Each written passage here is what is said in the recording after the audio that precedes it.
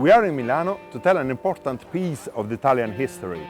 Besides Roman Empire, popes and Renaissance, we are talking about the Benson Ecorec.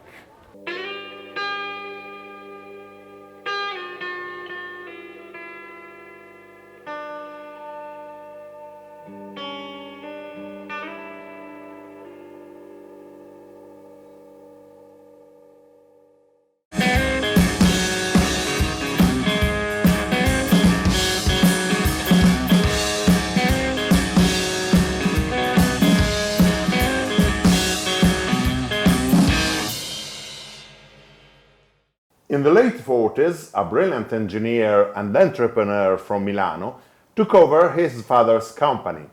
The name of this guy was Bonfiglio Bini, and the brand he created, Benson, seemingly sounds like a contraction of Bini son.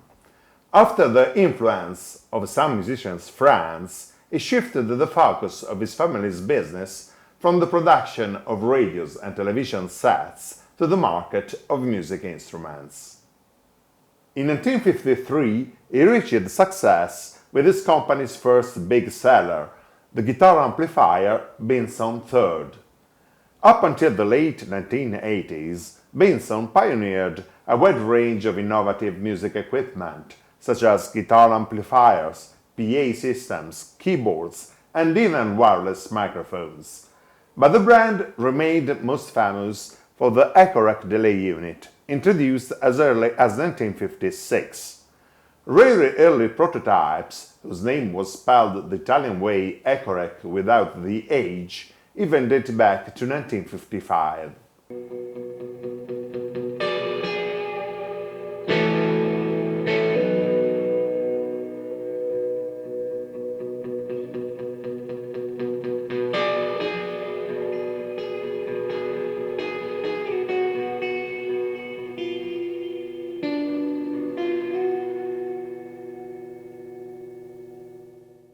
In the last two episodes, BTR number 18 and BTR number 19, we've been talking about tape echo delays.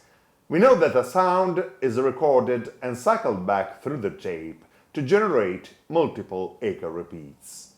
The Benson Ecorec was based on this same principle, even though it's not properly defined as a tape unit. The brilliant idea of Bonfiglio Bini himself was using a stable and durable magnetic flat metal wire in place of conventional plastic tape. The wire is mounted on a rotating drum, and multiple heads are fixed around the drum for recording and playing back the signal while it's spinning. This memory disk could count on the material stability of a steel alloy and proved to be way more reliable than a tape loop, so that it even came with a lifetime warranty. Therefore, this advanced, complex, and sophisticated piece of engineering was regarded worldwide as the top-of-the-range echo unit for its time. In particular, the unit stood out for consistency of operation and sound quality. Today, the Ecorec is a highly collectible piece of equipment, coveted by musicians, producers, and vintage enthusiasts who are considering it the holy grail of all guitar delay effect units.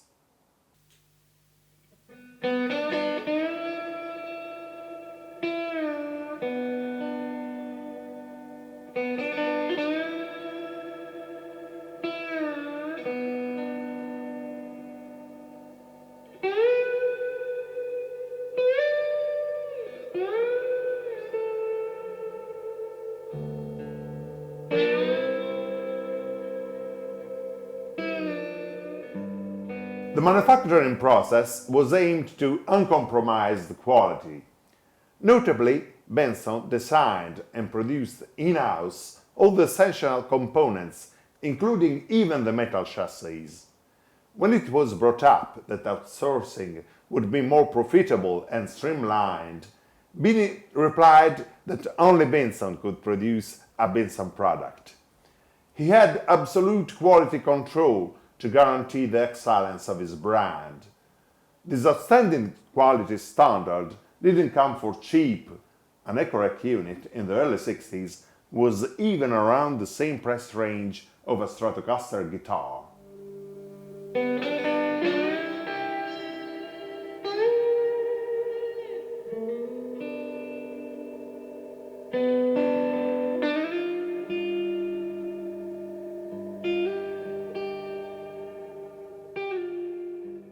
Between the mid-50s and the early 80s, the Ecorec was produced in more than 40 versions, either as standalone units or built-in mixers, valve or solid state.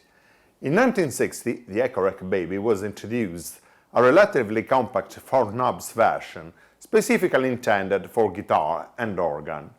It was soon replaced by the Ecorec Export, which shared the same full-size chassis and disc of the bigger models. The 1970 catalog featured even a stereo model with double rotating drums and selectable playback heads. The most iconic and desirable versions are the 6 knobs valve or tube units with 3 channels, intended for singers and general purposes, such as the early T5E Ecorec with Plexi Gold panel and the famous T7E Ecorec II with black panel, introduced in 1959 and produced until 1979. Guess what? I've got for you a 1957 T5E Gold panel lent by my dear friend Tani Tiberino and an awesome 1961 T7E Ecorec II in pristine original conditions. The panel labels came either in Italian or in foreign languages such as English, German, or French, like this one. This is a mixer that could be directly interfaced to some Ecorec units. In the late 50s and early 60s, at the time these 2 units were built, the Benson was a very small factory with only 6 or 7 employees. The Ecorec was a semi-handcraft product.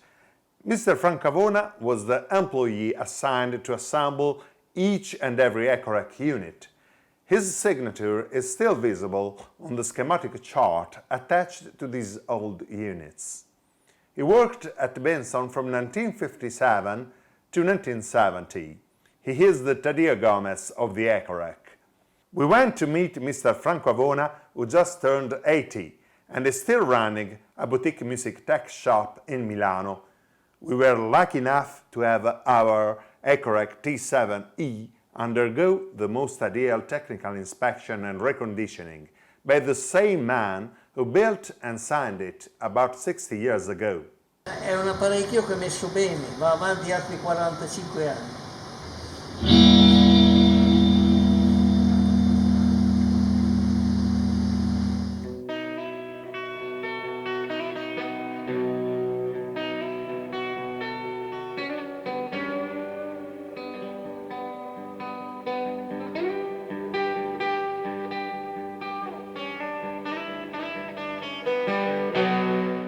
Mr. Avona told me that at the time, Benson produced only about 30 units per month, with an average of 1 unit per day. He had to work many hours of overtime to keep up with the ever-growing demand. After 1964, there was definitely need of a bigger labor team. Mr. Avona became the tester and quality supervisor of the production line, which could now count on a staff of about 15 female workers. The Ecorec was in such large demand that Benson also started to manufacture some units on behalf of third parties. Like the EcoMaster, which carried the brand of British amplification company Sound City, or the Ecorecs manufactured for the American export market under the Guild brand.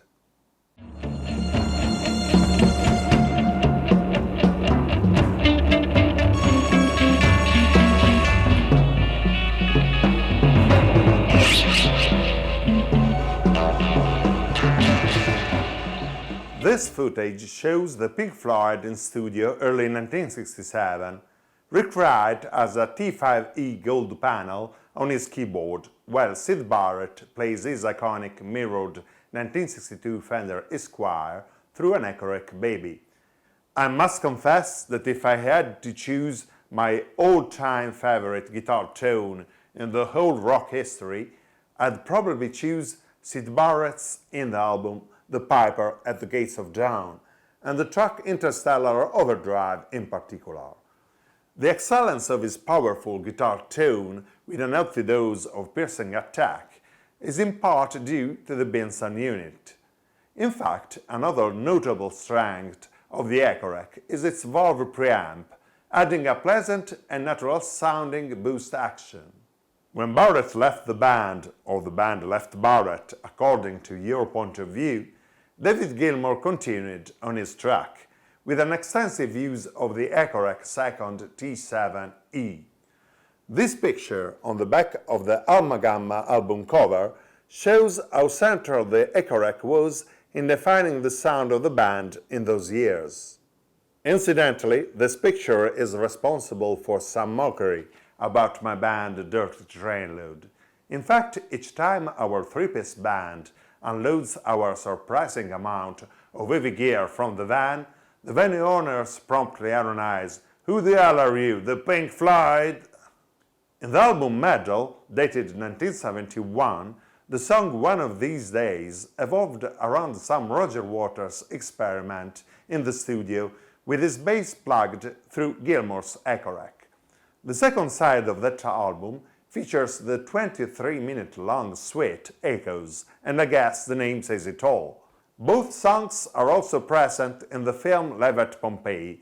When I was a child, back in the 70s, after my brother's advice, I bought this rough unofficial release, which is now quite rare.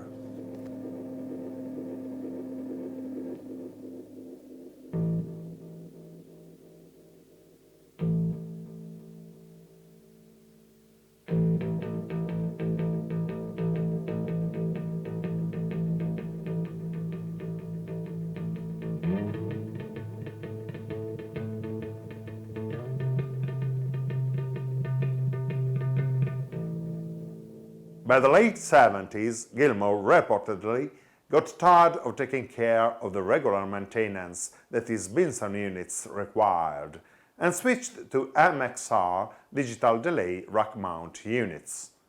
The evolving of digital technology entailed the decline of the Benson factory, which eventually closed in the mid-80s. Other notable Ecorec users include Jimmy Page, Hawkwind, and Chemical Brothers. Looking at the panel of the Ecorec second, we find the input control, which switches on the unit and adjusts the input volume of the instrument. At higher volume, you hit harder the input tube, and therefore you get an overdrive effect. The Magic Eye is the parent of solid-state LED indicators. It's an EM81 tube. Its glowing pattern is a visual reference indicating the level of the input signal. This rotary switch allows to select from three operational modes. We have 50s style slapback delay, standard echo, and echo with the addition of a reverb halo effect, named swell. The second knob is a feedback control adjusting the length of this halo effect. Extreme settings lead to the sonic mayhem of self-oscillation. The volume controls the intensity of the repeats, which also depends on the input control level.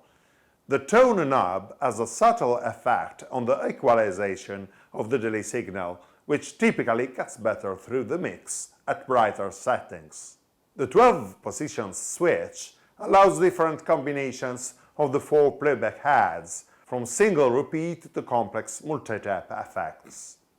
Vintage units have the Italian Geloso plugs, which today are often modified with conventional quarter jack or XLR plugs. Some people also introduce a variable motor speed mod, even though this adversely affects the equalization to the point that sometimes they revert the unit to the original specs. The optional pedal allowed sound-on-sound recording, some sorts of rudimentary looping function for playing on top of recorded long repeats. At this point, I'm sure that you are wondering how good these echo machines actually sound.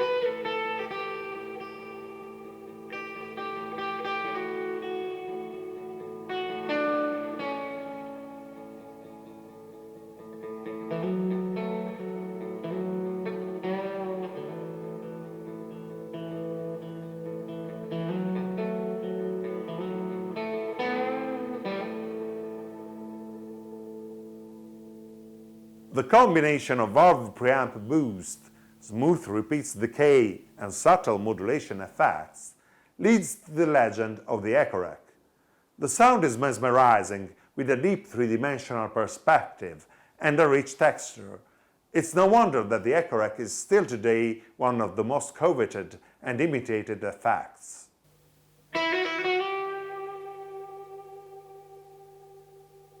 Subscribe the BTR channel and hit the bell to keep posted.